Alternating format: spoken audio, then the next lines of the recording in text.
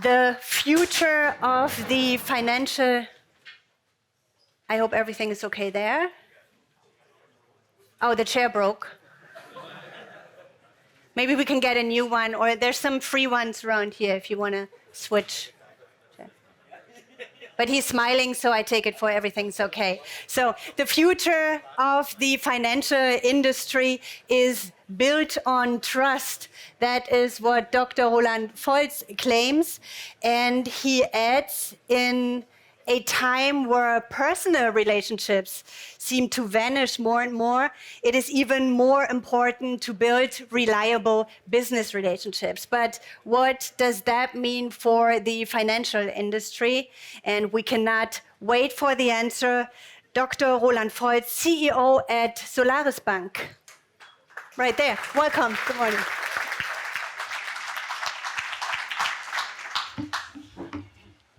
So, ladies and gentlemen, warm welcome from myself. I have to say, Professor Wurmeling, your speech was, as always, very impressive, and I would say I won't take either of the sides. You know, nothing will change and everything will change. As we all know, it's always going to be somewhere in the middle, and I'm going to try to give you some perspectives in the next 20 minutes from an organization that is maneuvering in that middle, being torn by innovation and consumer demands that change, and on the other hand, trying to scale safely and securely within a regulation framework that is also changing on a daily basis. I'm pleased to follow up with my words, and I'm going to start with a little introduction. I'm not sure if you know me that well. I'm Roland Folz. I'm in my 6th year of CEO at Solarisbank, almost like a little dinosaur, probably. I would like to briefly take you through my personal journey and tell you how I came to Solaris. I started out, luckily, in the 90s when Internet 1.0 was developing in the first wave of fintechs, was part of the team that built DAB, the first discount broker in Germany, and made it big, listed it in the Neue Markt, and experienced all that fantastic enthusiasm and also really full breakdown. Then moved on to Mercedes and was the CEO of Mercedes-Benz Bank, what I would call probably one of the true embedded finance players. The automotive industry is spearheading that development. Ford had the first financing solutions for their cars more than 100 years ago. And to me, it's not surprising that some of the most profitable banks today are the ones that are linked to the automotive companies. I then did my corporate years, as I call it, 4 years at Deutsche Telekom and 8 years at Deutsche Bank. And I am very happy that I came back to the more entrepreneurial side of the business, joining Solaris in 2017 and building, in our view, the European leading banking as a service platform. 6 years ago, we started to redefine banking, and since then, we empower more and more businesses to offer financial services via our APIs. Across Europe, neobanks, tech companies, corporates, but also banks leverage our powerful platform. More broadly speaking, we empower successful ecosystems to integrate financial solutions within their client value proposition. Very simple. It generates added value for the customer and the ecosystem. It is a win-win situation for all participants. All of our partners know that the future of financial industry is based on consequent application and usage of modern technologies. Many partners are here today, and I'm proud that we as Solaris are an important part of this innovative ecosystem. In 2016, we were almost alone in the market and had to explain what banking as a service is.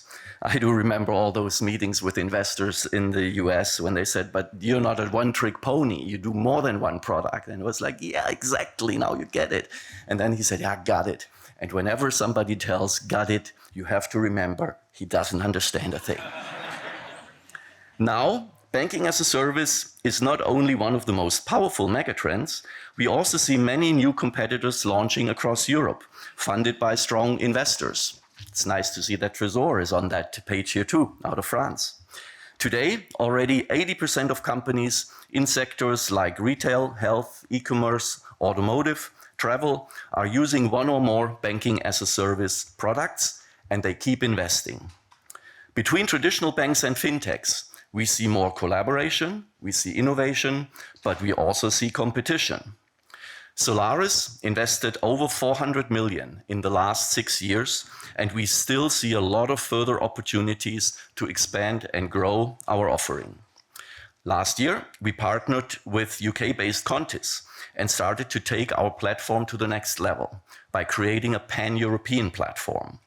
Today, more than 750 tech-minded specialists work for Solaris in Germany, France, Italy, Spain, Lithuania, and tech hubs in Eastern Europe and 2 cities in India. Our Central European core banking platform allows our partners to issue local IBANs and offer integrated financial solutions in the 5 largest European markets. And of course, we have passported our services in most of the other European markets. We empower our partners to offer embedded financial solutions on a highly standardized and modular platform. We go and grow with our partners. Let me also give you a number to understand how this market is shifting and how fast our partners are growing. Over the past 5 years, the number of online current accounts in Germany has increased by an average of around 3.5 million per year net, according to the Banking Association. We don't have the 2021 numbers yet, but they should come out soon. But I would say, generally the number should be again between 3 and 5 million. There's overall 110 million accounts in Germany, more than 1 billion across Europe. Solaris alone opened around 1 million of new accounts in 2021 in Germany, and hence we likely account for around 20 to 25% of all newly opened accounts in Germany. The home market and the strongest customer base of Solaris is in Germany, but we have to act on a European scale, and long term we have to think global. We don't publish the numbers because there's a lot of very intelligent journalists that out of our numbers then refer to the growth of our partners. So the only number that I would tell you right now is that the overall number of accounts that are hosted on the Solaris platform is between 5 and 10 million. And I'll mention when we're between 10 and 15, but for the time being, we stick with that number. So what are our tasks? Transformation. Reinvent yourself. I have seen the financial industry from many angles over the past decades. And yes, banking as a service is not new. It started with co-branding, for example, on the credit card side by incumbents more than 10 years ago, automotive players more than 100 years ago. But the key trends, such as the rise and the disruptive and innovative fintechs, the growth of embedded finance in all industry verticals, as well as the urgent modernization of bank ITs, are fostering the next wave of as-a-service banking propositions. So let me go a little more into detail about this massive transformation we are experiencing in the financial retail markets and why we believe tech and trust, or trust tech, are 2 critical success factors in order to continuously transform your business to a higher level. We know the bank of tomorrow is likely not a bank branch, as we have known them for the last decades. And while many of the incumbents, understandingly, try to tell themselves that this is hopefully all a myth, they hope for the best, but in the background, they desperately prepare for the dramatic transformation that lies ahead. In the future, more and more financial services will be seamlessly integrated in our everyday lives. Banking will be contextual, and this is bottom-up, empowered by the changing consumer behavior. With innovative players who offer their customers exactly the services they need, when and where they want them. And thus, they create added value for the customer. It's not a matching of demand in a bank branch. I disagree to the speaker of Professor Würmeling. I think it's a matching of demand at the point of sale or where the consumer wants to take a consume decision. Look at Amazon as an example. How the personal interaction between a bank advisor and a customer fades into the background on the basis of trusted tech-based client-centric solutions. If you look at how Amazon disrupted the brick and mortar advice in retail, I think it's phenomenal. You know, all of you are customers of Amazon, I would bet. And all of you, when you go and want to buy something, you go on Amazon and you check things out and you look at the references, how others, consumers have evaluated it. And that gives you probably already 95% of the advice that you need. And what makes you think that this should stop when we talk about financial solutions? You know, if you look at a platform and you look at the intelligence and the data that is there, you might get a more objective view talking to the community about the products when you consume a financial solutions versus the advice that you might get in a branch. These embedded financial solutions, they're convenient, they're real-time, cost-efficient, localized, and digital. And this offers a tremendous market opportunity for its participants. Over the past few months, we at Solaris have been working intensively on the question of how large is this market and how much potential does it hold. We have finished a very detailed and comprehensive study, and we will publish that very soon. It concludes that the revenues in banking as a service in Europe will grow from approximately 10 billion today to a stunning 80 billion in 2030. Additionally, there is further opportunity in the platform as a service area, which means the provision of the entire tech stack and business processes for traditional retail banks, which is approximately 65 billion euros. So overall, we're talking about a potential in 2030 of up to 145 billion in Europe alone and euro 700 billion worldwide. This significant growth of the banking as a service market is mainly driven by two big themes: embedded finance and the continued rise of disruptive and innovative fintechs. The second big task for us ahead is building trust is a must. Now the question, why is trust crucial in the financial service sector and in our future? We live in a time where personal relations are vanishing more and more. COVID as an accelerator over the last 2 years. Everything, it's great to be here in person, yay. Everything is just a few clicks away. Convenience is the paradigm of our time. Loyalty to brands and product is a scarce commodity. It takes long to build and even harder to maintain.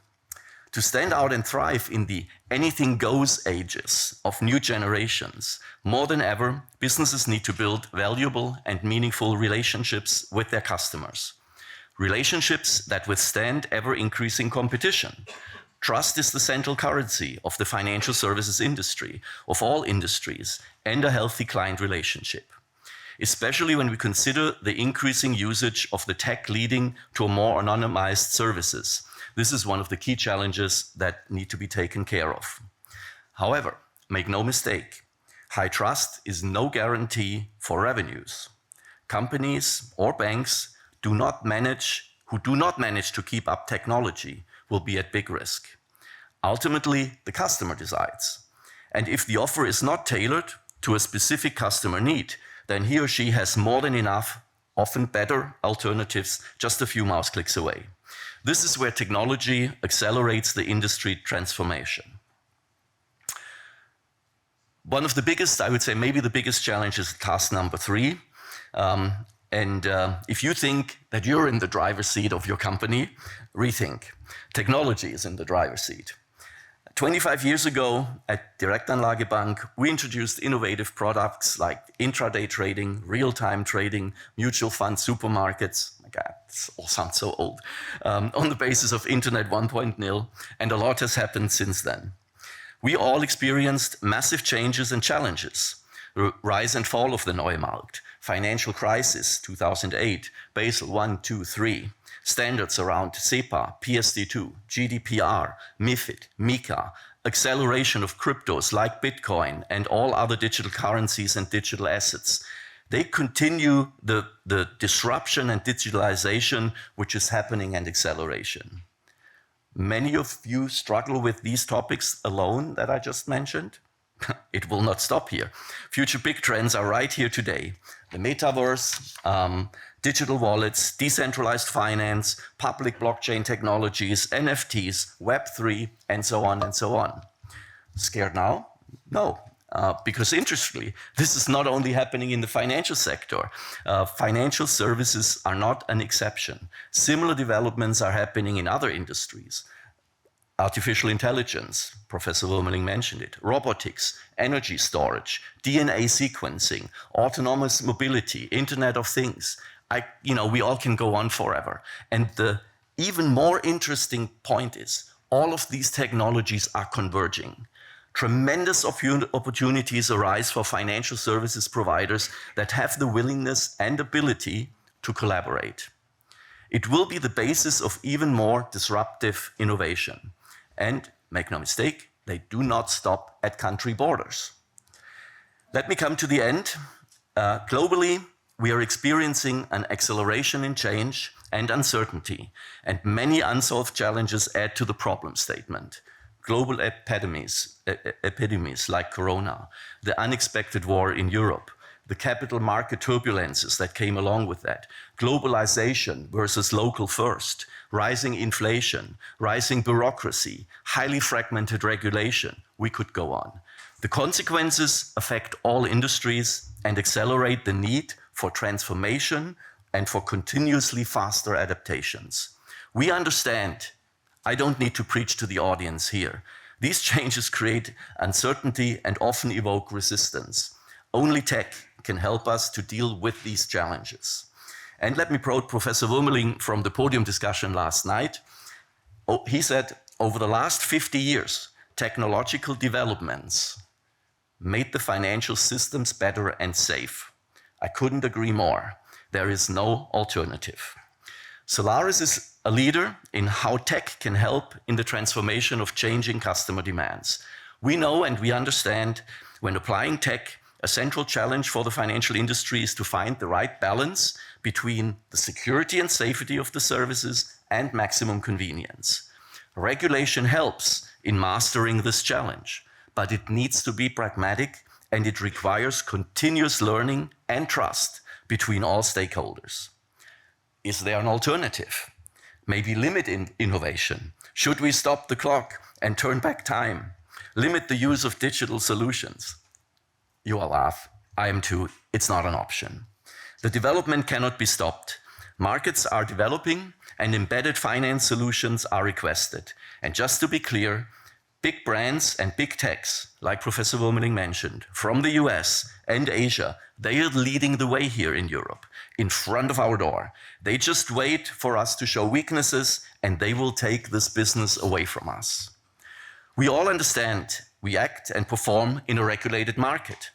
How can we use this as a strength? Regulatory arbitrage across Europe, it's happening today, every day. Local fintechs are considering moving outside of Germany to obtain foreign licenses. The regulatory landscape across Europe is highly fragmented. The smallest common denominator cannot be the solution.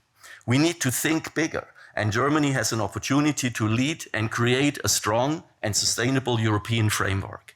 In order to help and succeed, it is important that we collaborate. Let's use the strength of all individual actors, the government, the regulators, and us, innovative banks, payment companies, fintechs, big techs. It is our mandate to develop new solutions that meet customer demands for digital, convenient, simple services while being safe and reliable. Ultimately, we should all have the same goal here. We want Germany leading the way in Europe, strong and competitive in international comparison. We want to ultimately foster innovative new companies and their products and ultimately shape the future of banking. It requires collaboration and cooperation. It requires this form of exchange that we have here today. It requires experiments and it requires trust. I'm confident that we will succeed. Thank you very much for listening. I wish you an inspiring and happy conference. And we thank you, Roland. Thanks a lot, Roland, for this really impressive outlook. Let me pick up some keywords that you dropped. To what extent does regulation play a role when it comes to international competition? Well, as I mentioned in my speech, it's crucial that we fix the European regulatory framework. And I was really impressed yesterday by Mr. Brandenburg, who is a member of the Forschung und Entwicklung ministry, and he said when we talked about it, look, what we need is the exchange of people between the regulator and the business and the financial world.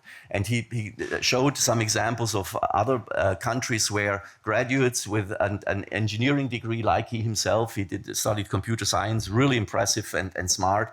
They start out their career at the regulator, and then they move to the industry. So we need this back and forth so that business side has an understanding of regulation, and obviously the regulation has a better understanding of the demands of the markets. And to solve that on a European level, Germany has to take a leadership role.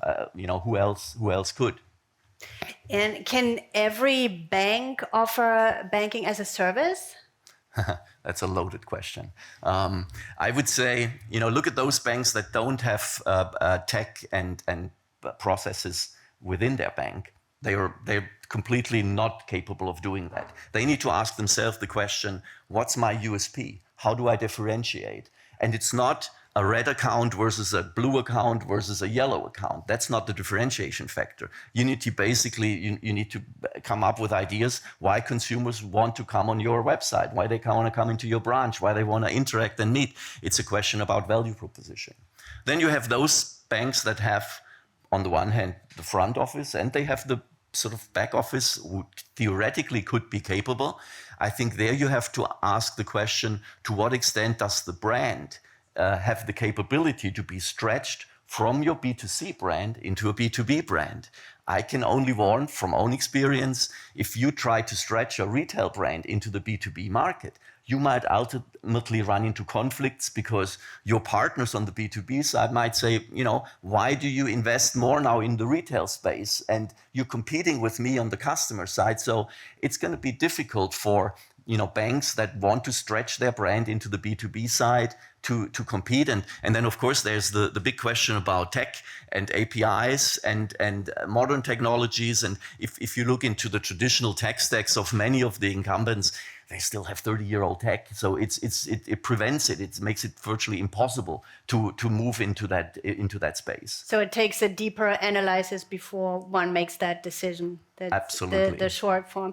You mentioned embedded financing. How do you assess that potential? Well, I gave you some numbers. I think it's tremendous. From a Solaris side, historically, we've had growth rates of 100% per year, which is very much in sync with how the partners grow. And going forward, we're probably more modest. We're looking at maybe 40 to 60% growth. But if you look at the number, 145 billion in 2030, it's more than tenfold of where we are today. I think it's going to be an exciting market, and all of you here will be part of that. So it's great. And it's great to have you here today. Thanks a lot, Roland Folz. Thank you.